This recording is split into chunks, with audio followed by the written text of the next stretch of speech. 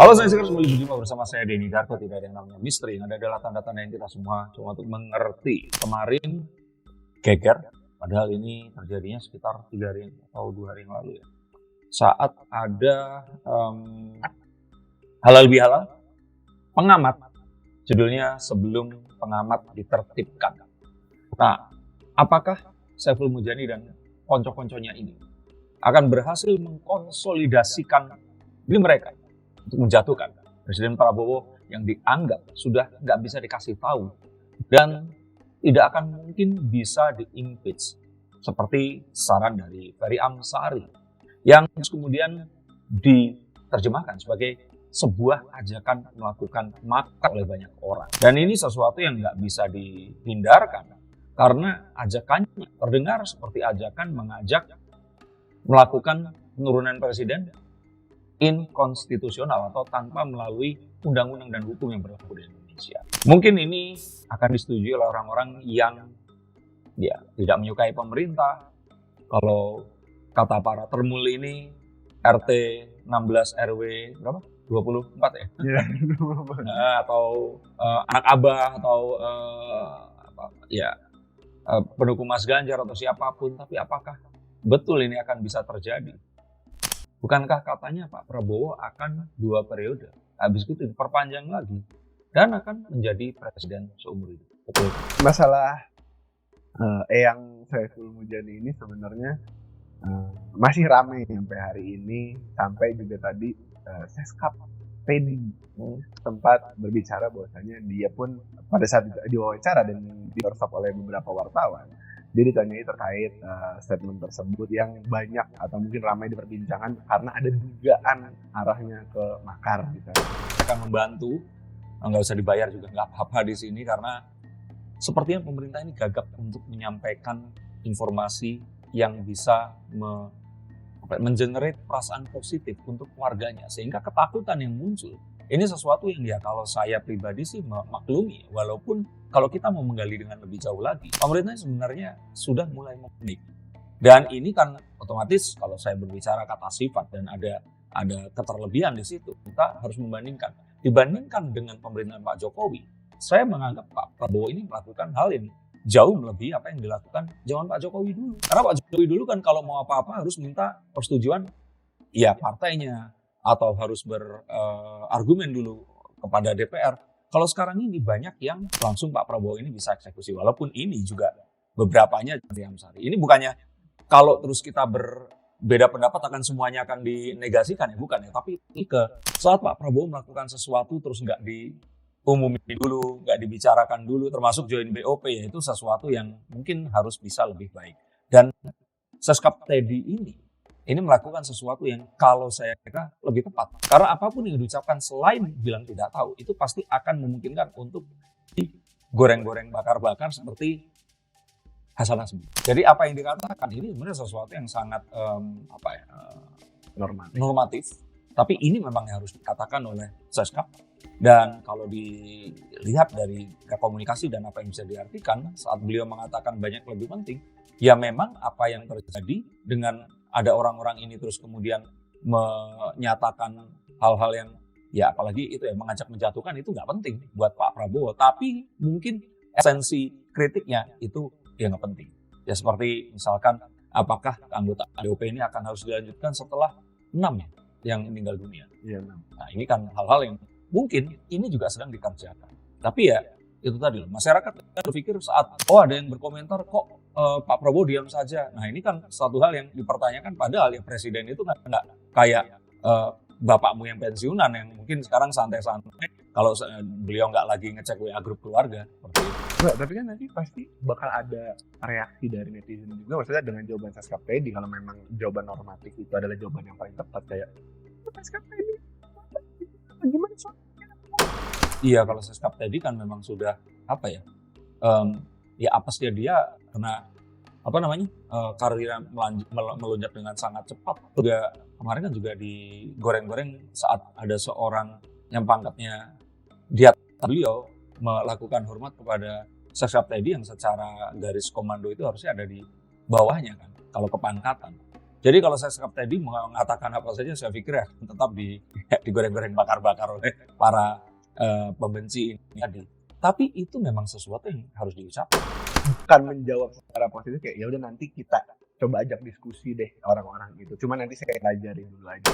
Ya kalau seandainya apapun itu, nanti akan dikira ini adalah sebuah tindakan yang misalkan kayak waktu Wapres Gibran nih, datang mengunjungi Andri Yunus, kontras menolak. Alasannya karena ada kamera dan sebagainya. Iya, kalau Wapres datang ke satu tempat, itu kan tujuannya kan untuk dipublikasikan juga. Jadi saya pikir ya, ini sesuatu yang seharusnya wajar bisa dibicarakan. Tapi kan orang-orang yang sudah anti pada pemerintah ini seperti berusaha untuk tidak memberikan sebuah kesempatan untuk berbuat positif kepada ya pemerintah ini tadi. Karena pemerintah udah kadung dianggap salah. Dan saya di sini tidak berdiri sebagai, oh saya membiarkan pemerintah artinya mereka semua salah. Enggak. Mereka semua itu tuh benar sebenarnya. Hanya naif saja. Mereka yang selama ini berpikir bahwa semuanya harus dilakukan dengan cara yang baik. Ya, mereka mengatakan meritokrasi, mengatakan bahwa presiden ini juga harus lebih mendengarkan, atau saat bergabung dengan BOP, apakah ini malah akan melukai rakyat Palestina dan sebagainya. Itu sesuatu yang saya setuju. Tapi apakah politik bisa sebersih itu? Bisa senaif itu? Bahkan saya melihat bahwa sebenarnya kalau kita tidak selalu mengarahkan ini kepada sebuah niat buruk yang dilakukan oleh pemerintah, kalau kata Panji Mensreya, saya merasa bahwa apapun yang dilakukan oleh Pak Prabowo ini berusaha memperbaiki apa yang di rezim Jokowi ini tidak ada. Korupsi diungkap. Ya memang coba berita apa lagi yang akan membuat kita terkejut hari ini? Kalau saya malah happy saat korupsi itu diungkap. Apa mau nggak diungkap aja? Jadi tiap hari nggak ada berita pengungkapan korupsi. Seperti kemarin Menteri ARA juga dikabarkan bersitegang dengan Hercules tentang usaha untuk menguasai lahan-lahan, mengambil kembali lahan-lahan di sekitar rel kereta api yang dikuasai oleh Ormas. Nah ini kan nggak pernah ada sebelumnya. Lalu kalau nggak karena Pak Prabowo dan Pangeran Hormuz, Lord Bahlil Lahadalia, nah Lord yang baru kayaknya beliau ya ini ya. Kita kan nggak akan pernah tahu kalau ternyata sejak tahun 1945 persediaan BBM Indonesia itu cuma 25 hari. Jadi bukan 25 hari itu, oh gara-gara Pak Prabowo nih nggak becus ngurusin ininya, gara-gara Bahlil dan sebagainya. Jadi enggak, itu dari dulu 25 hari. Nah pertanyaannya, udah 8 presiden, kenapa kok kita nggak panik 25 hari doang gitu loh.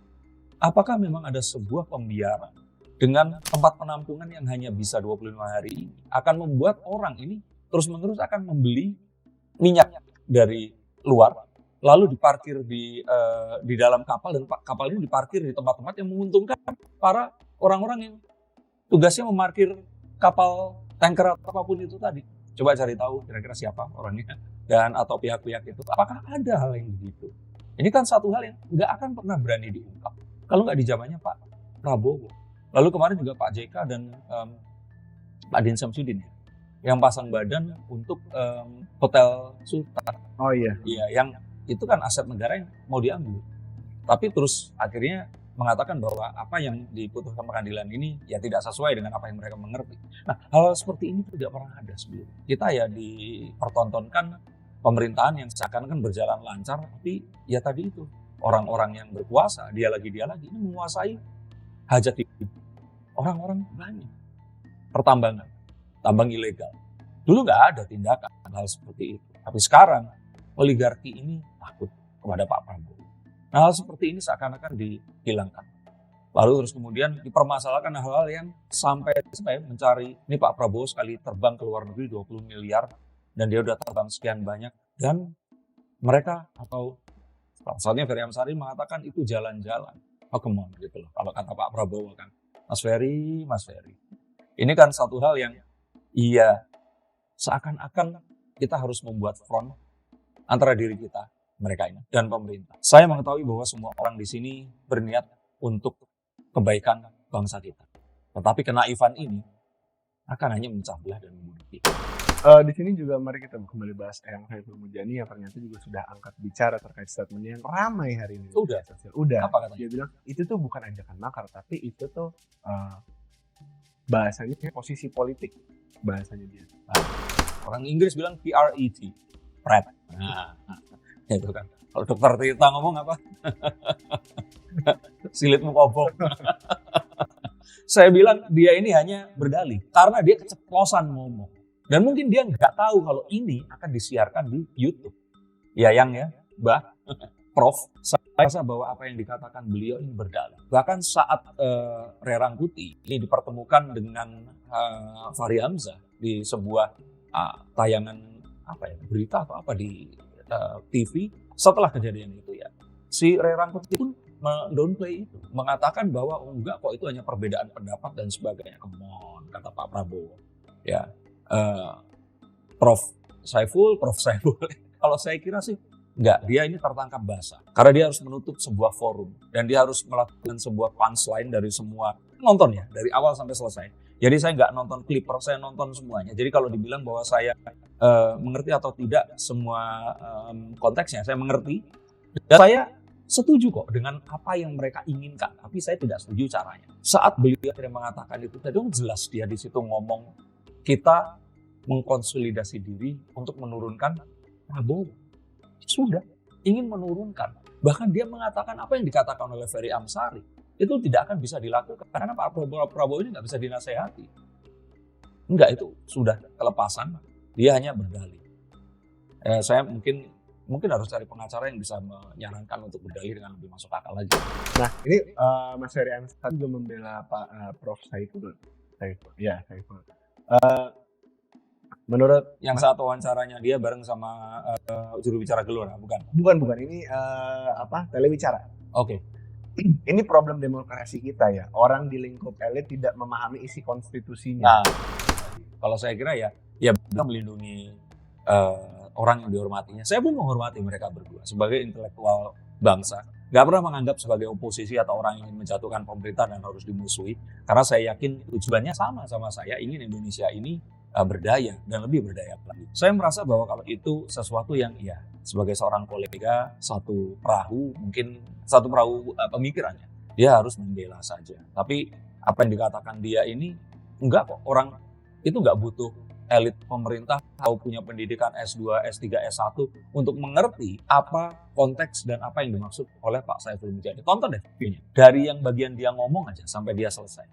Artinya ya.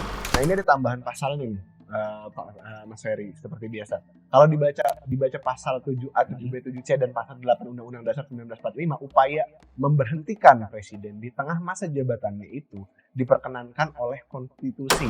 Betul, itu yang dikatakan oleh dia. Dan saya setuju. Saat Ferry Amsari ini berusaha untuk mengimpeach, silakan. Karena itu dilindungi oleh undang-undang. Sama seperti kebebasan menyampaikan pendapat dan berkelompok berserikat itu tadi. Nah, yang dibicarakan Prof Saiful ini menurut Mas Ferry, saya teman-teman bicara soal impeachment atau kemudian memberhentikan atau diberhentikan. Nah, ini terminologi yang tidak ada hubungannya dengan makar. Ia menambahkan berdasarkan pasal 191 KUHP baru, makar adalah upaya untuk membunuh presiden berupa menahan presiden atau menggulingkan presiden. Lah yang terakhir, menggulingkan presiden.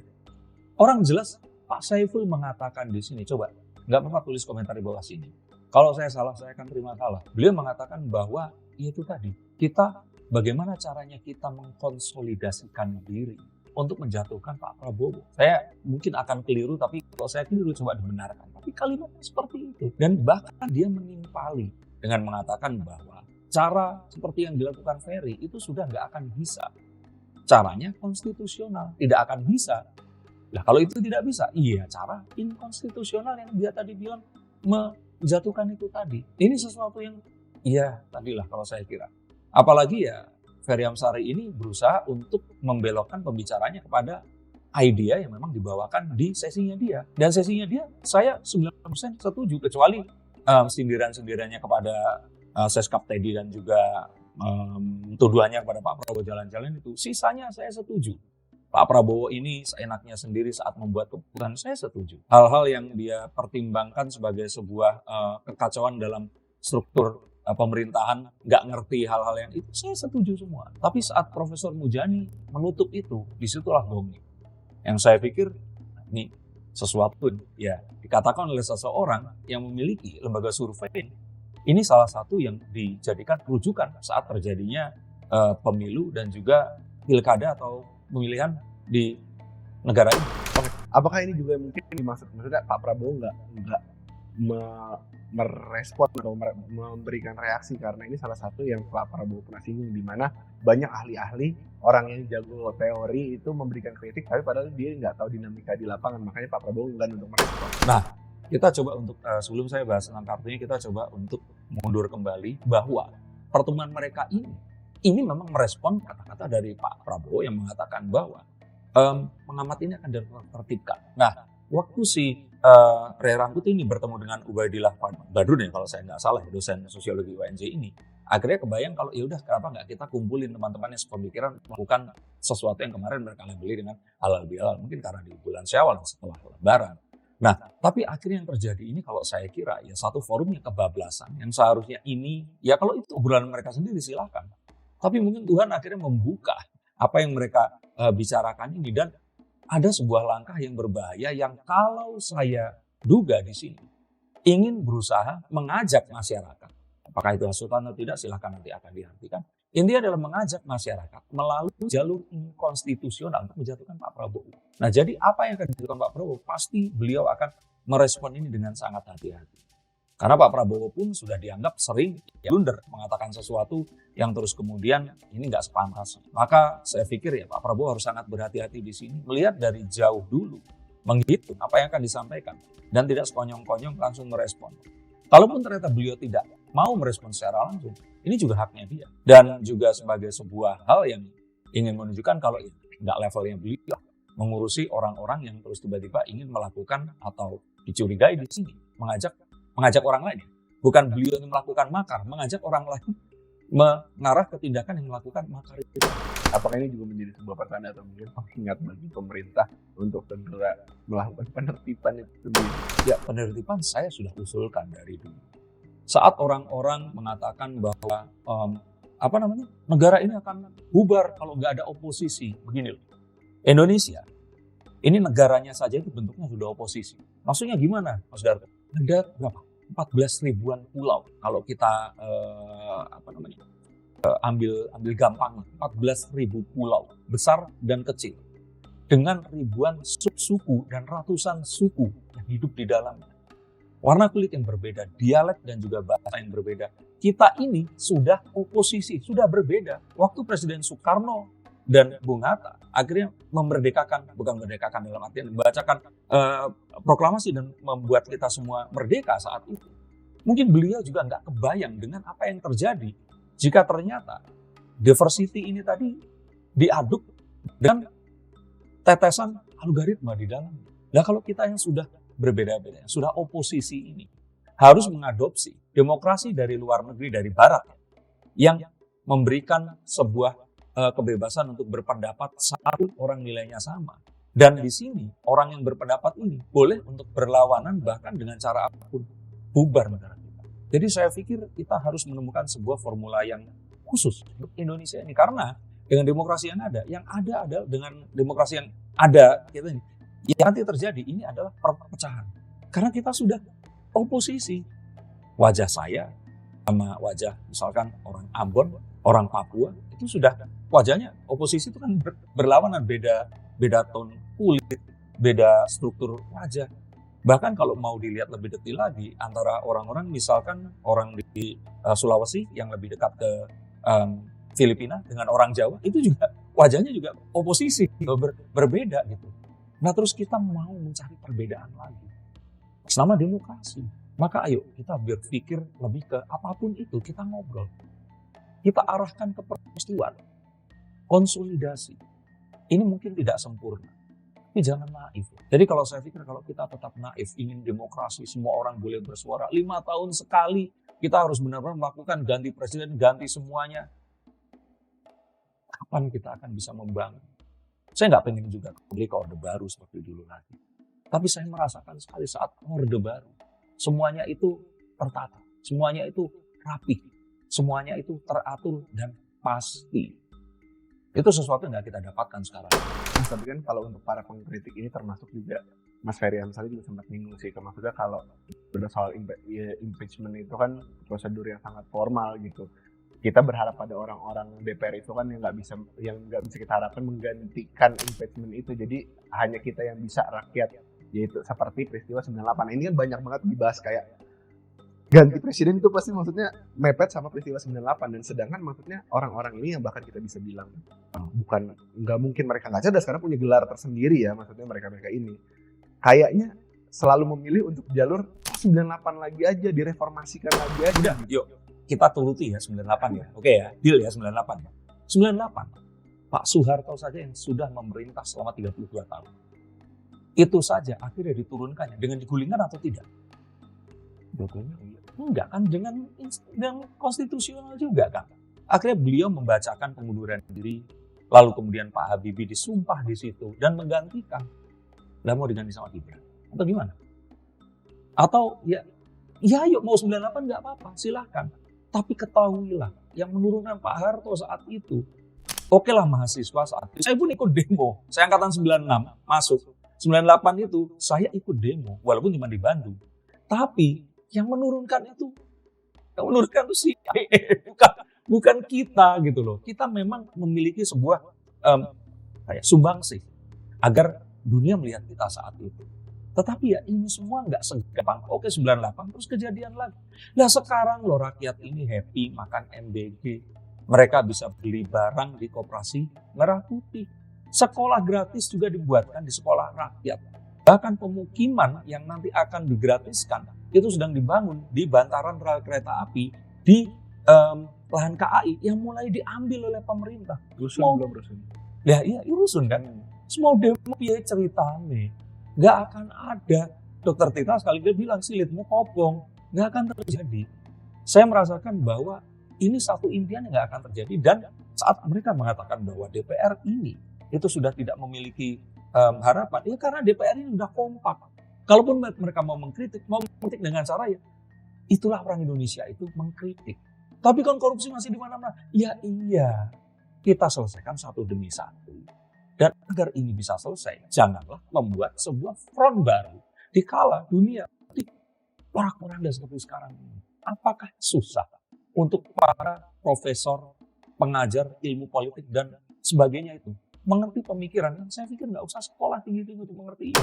Ya tapi gini loh, maksud pertanyaanku adalah kenapa pada akhirnya orang tuh selalu berpatokan sama 98 padahal kondisi geopolitik kan udah sekacau ini gitu, dan mereka pasti orang itu siapa? Lagi, gitu. Pengamat atau itu? Si pengamat dan pengkritik ini. Kalau pengamat karena mereka ingin kalau dalam satu teknik komunikasi, covert communication teknik ini, itu namanya anchor. Artinya yang mereka harapkan itu saya duga adalah ya satu gejolak masyarakat yang berkumpul menduduki satu tempat yang melambangkan pemerintahan dan meminta presiden turun, itu yang diharapkan. Nah artinya kan ini sudah jahat gitu loh. Niatnya baik, ingin dilakukan dengan cara yang maaf, ini jahat kalau seperti itu. Tahu 98 yang terjadi apa? Dolar langsung melonjak tinggi sekali. Banyak eksodus orang-orang keluar negeri. Banyak hal-hal yang terus kemudian usaha yang jadi bangkrut dan hancur. Banyak orang-orang putus sekolah. Jadi maksudnya luka-luka itu nggak kepikiran untuk orang-orang yang mengkritik ke arah sana kah? Maksudnya apakah jangan-jangan memang ada ya lain? Tadi mereka pintar tapi nggak punya hati. Mereka merasa dengan patriotisme versi mereka ini tadi, mereka pantas untuk mengajak masyarakat ini melakukan kacauan atau kerusuhan kalau boleh saya bilang. Dan itu kan sesuatu yang ya jangan dengerin ya, nanti di sini komen juga pasti banyak. Ayo 98 lagi, ayo ini, ayo coba. Kalau memang mau komen dengan muka kalian, dengan nama kalian, alamat kalian, ayo nggak apa-apa, kita berdiskusi. Pengamat ini saya kagumi keberaniannya. Mereka juga sama seperti saya menunjukkan jati dirinya. Ikut memberikan sumbangsi pemikiran untuk bangsa kita. Tapi jangan berlindung di balik anonymity, nama yang nggak jelas kamu siapa, terus kemudian melemparkan sebuah pendapat yang penuh anarki. Kalaupun maksudnya ini kan selalu dibahasnya maksudnya berdalih di balik bahwasanya kritik dan lain-lain. Lantas maksudnya untuk negara Indonesia yang mana memang kalau kata Mas Denny sendiri sudah terjadi banyak oposisi di negara ini sejak kita merdeka. Bukan banyak oposisi, kita ini sudah secara harafiahnya orang Indonesia itu oposisi. Oposisi itu karena ya itu tadi kita itu sudah diciptakan berbeda oleh Allah Subhanahu wa taala. Ngapain kita harus mempertegas perbedaan ini? Nah, ya maksudnya sudah begitu, lantas bagaimana cara menyampaikan kritik yang sehat? Mungkin banyak yang mendesak ke arah saya juga, kayak, yaudah gimana Mas menyampaikan kritik yang benar menurut Mas Denny? Ya pertama adalah tentu saja yang ideal dulu atau caranya yang paling bisa kita lakukan. Yang ideal dulu deh mulai. Yang ideal ya orangnya ini harus sama-sama ngerti perbedaan intelektualitasnya, nggak boleh jomplang. Dan untuk itu ya orang harus makan makanan bergizi dari kecil. Kalau sekarang udah anarkis seperti kalian ya saya nggak tahu, mungkin nggak ada harapan lagi selain ya sudah mungkin hak bersosial medianya harus dicabut. Karena kalau nggak punya otak ngapain bersosial media? Kalau nggak punya nurani, nggak punya etika ngapain? Nah inilah yang membuat porak-poranda semuanya. Oh semua orang berhak untuk bersuara, berkumpul dan juga menyampaikan pendapat. Iya, tapi identify yourself. Kamu ini siapa? Dan kalau kamu nggak pantas atau tidak memiliki sebuah isi untuk bisa menyampaikan, ya jangan, mendingan wakilkan ke orang lain. Makanya demokrasi kita adalah permusyawaratan, perwakilan. Nggak semua orang berhak. Tiba-tiba cuma gara-gara suka mungkin sama Pak Prabowo atau apapun terus mengeluarkan komentar yang kurang etis. Nah itu, makanya Pak Prabowo memberikan itu tadi, MBG, sekolah rakyat dan sebagainya. Nah, tapi kalau untuk saat ini paling mudah, tentu saja yang pertama, tertibkan dulu. Betul tertibkan, dan nggak cuma pengamat, tapi semua warga negara Indonesia yang memiliki akun sosial media. Pak Presiden, tolong tertibkan. Dalam artian tertibkan di sini bukan semua orang itu nggak boleh berbicara. Wajibkan mereka menampilkan identitas mereka, mendaftarkan identitas mereka, dan berikan kebebasan berpendapat. Sehingga orang yang pendapatnya ngaco juga akan dilumat oleh orang-orang yang lebih waras. Dan di situ nanti akan terjadi sebuah seleksi alam, di mana yang ngaco-ngaco ini akhirnya nggak pernah didengarkan lagi. Tapi itu tadi wajahnya harus ditampilkan. Kalau perlu alamatnya juga diberikan. Jamin tidak akan ada pelikat atau penyiraman air keras atau apapun itu. Nah jadilah memang contoh untuk negara berdemokrasi yang sebenarnya akan menjadi contoh di seluruh dunia. Jangan biarkan algoritma yang diciptakan oleh media sosial yang disuntikan oleh bangsa barat ini akan membuat kita yang seharusnya kita ini berpikiran lebih maju. Kita ini memiliki sebuah cita-cita yang lebih mulia, menyatukan dan menjadi contoh bangsa dunia yang memang beragam kulit dan budaya ini tadi, agar mereka ini bisa mengerti bahwa itu mungkin untuk terjadi. Tapi dengan sekarang kebebasan yang ada, ini akan membuat semuanya itu berantakan. Jadi saya tidak meminta untuk menutup sosial media, tapi wajibkan orang-orang untuk menyertakan identitas mereka, agar mereka bertanggung jawab atas pernyataan apapun yang mereka sampaikan. Oke, tapi kalau kasusnya kayak forum pengamat ini, yang mana kita bilang mereka menyampaikan kritik mungkin dengan bahasa yang agak kurang tepat ya mungkin arahnya. Apakah memang harus dibikin peraturan baru untuk, maksudnya kalau pengen menyampaikan kritik itu dengan pemilihan bahasa tertentu atau mungkin kode-kode etik tertentu atau seperti apa menurut Mas? Ya, kalau saya kira saya tetap menganggap Profesor Saiful Mujani ini sebagai seorang guru, dan dia tentu saja mendidik banyak sekali anak-anak yang luar biasa dan juga ahli-ahli yang saat ini ada. Jasanya juga sangat luar biasa. Ya kalau keblinger dikit kita maafkan, tapi dia pun harus minta maaf. Karena apa yang dikatakan ini sama sekali tidak paham. Kalaupun itu adalah pendapat pribadi, ungkapkan di forum yang lebih tertutup. Saat dia tahu, orang-orang ini mengetahui siapa dirinya, dia menyampaikan itu di sebuah forum yang divideokan dan sangat mungkin untuk disebarkan. Maka ini jadi sesuatu yang sangat, ini pasti mengecewakan banyak murid yang, guru gue kok kayak gini, profesor gue kok begini, seperti itu. Saya kira ini kepleset. Dan permintaan maaf ini sesuatu yang saya pikir ya harus dilakukan. Bukan permintaan maaf terus kemudian mendukung Pak Prabowo, tidak. Silahkan untuk menjadi oposisi pendapat. Silahkan berusaha menjatuhkan Pak Prabowo, tapi dengan cara yang konstitusional. Dan ini sesuatu yang sudah dijamin adil. Enggak masalah dengan itu. Tapi dengan seperti yang dikatakan, saya juga sangat. Dan ya kalau orang-orang yang lain, ya mereka ketempuhan aja harus ngebelain. Ray Rangkuti juga harus belain. Ferry Amsari, semua harus belain. Tapi ya banyak kok di situ yang saya pikir ada banyak yang menyampaikan pendapat, saya juga lupa ini. Menceritakan tentang bahwa Orde Lama itu kemudian diantitesis oleh Orde Baru, dan kemudian Orde Baru ini disintesis oleh Orde Revolusi. Dan saat ini mungkin karena Orde Reformasi dan karena kebablasan reformasi ini, kita mengantitesis dengan ya tadi itu, sesuatu yang ditakutkan oleh mereka ini. Hantu totalitarian. Jadi specter of totalitarism. Totalitarian ini kan sebenarnya saat pemerintah ini mengatur semua aspek dalam kehidupan berbangsa dan bernegara. Dan masyarakat itu tidak bisa menyampaikan pendapat mereka. Nah, ketakutannya itu seperti itu. Ketakutannya adalah saat militer ini dikerahkan untuk membuat presiden ini absolut dan selalu benar. Yang saya katakan, ya enggak lah. Di kanal-kanal YouTube masih ada kanal-kanal ngaco kayak Sewor TV, kayak begitu. Pak Hersubeno juga masih berhak untuk menyampaikan kritiknya. Saya pikir ini masih, dan bebas loh mereka ini. Kalau kemarin disiram air keras, malah saya curiga ini sebenarnya false flag, sesuatu yang dilakukan oleh pihak, ya kita tahu itu oknum TNI, ya, tapi bisa jadi jangan-jangan itu nggak disuruh oleh atasannya. Di forum ini pun sebenarnya juga dibahas bahwa sepertinya ini adalah sebuah penerjemahan yang salah oleh bawahan TNI ini tadi. Menerjemahkan pernyataan Pak Prabowo yang menertibkan. Terus kemudian bawahannya ini nyiram air keras.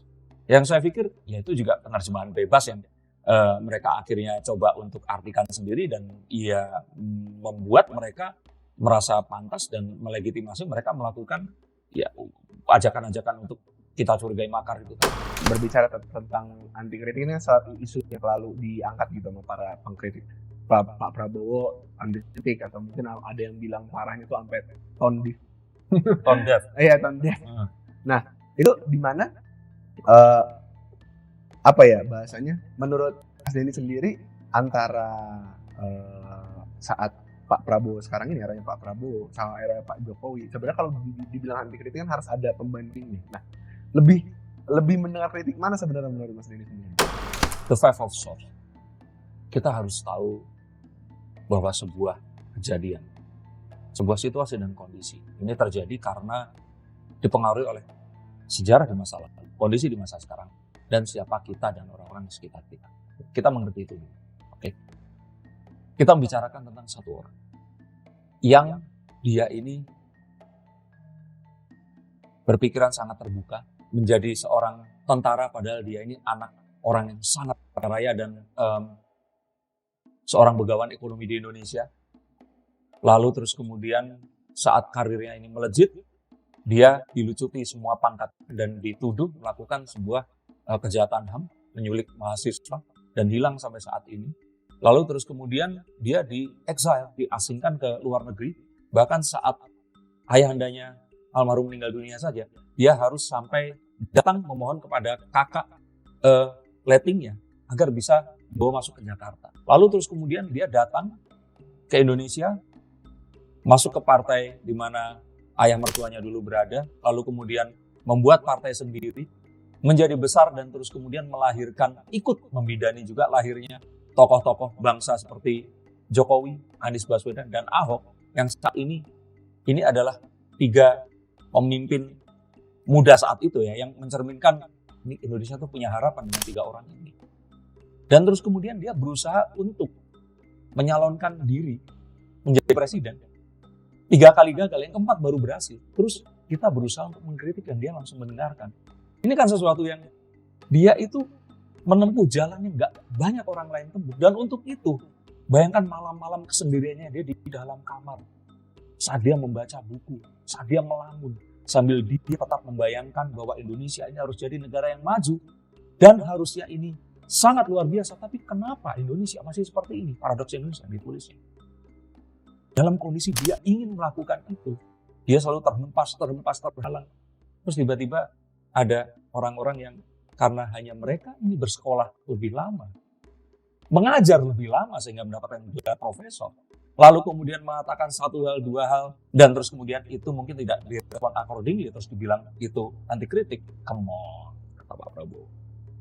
Ayolah kita selalu ingatkan. Kalau saya menghormati Profesor Saiful Mujani, pun saya ingin Profesor Saiful Mujani menghormati Pak Prabowo juga. Dengan latar belakang dan juga dia sudah mewakafkan dirinya untuk ditembak peluru dan mungkin saja mati saat operasi di Timur Timur ya dulu ya.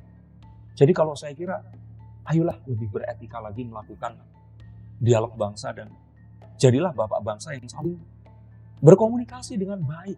Toh kita memiliki keinginan yang sama. Ajarkan komunikasi ini kepada kita, adik-adik kita milenial, Gen Z, Gen Alpha, bahwa demokrasinya bukan kayak demokrasi bule gitu loh. Naif sekali kalau kita akan seperti itu. Yang harus digarisbawahi kembali tadi, kita ini sudah terlahir oposisi. Ngapain kita harus membuat ini lebih terlihat?